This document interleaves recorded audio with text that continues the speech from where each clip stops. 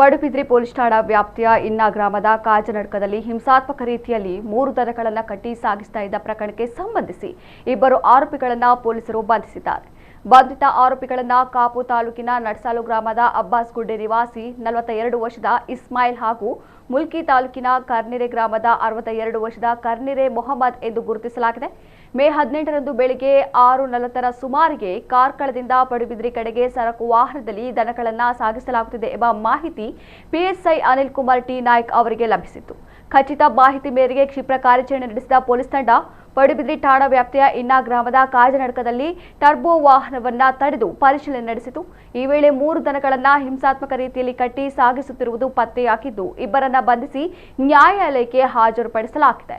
ಆರೋಪಿಗಳ ವಿರುದ್ಧ ಅಕ್ರಮ ಗೋ ಸಾಗಾಟ ಹಾಗೂ ಗೋಹತ್ಯೆ ನಿಷೇಧ ಕಾಯ್ದೆಯಡಿ ಪ್ರಕರಣ ದಾಖಲಾಗಿದೆ. ಆರೋಪಿಗಳಿಂದ ವಾಹನ ಹಾಗೂ ಕಳವು ಮಾಡಲಾದ ದನಗಳನ್ನು ವಶಪಡಿಸಿಕೊಳ್ಳಲಾಗಿದ್ದು ವಶಪಡಿಸಿಕೊಂಡ ವಸ್ತುಗಳ ಒಟ್ಟು ಮೌಲ್ಯ 4,25,000 ರೂಪಾಯಿ ಎಂದು ಅಂದಾಜಿಸಲಾಗಿದೆ.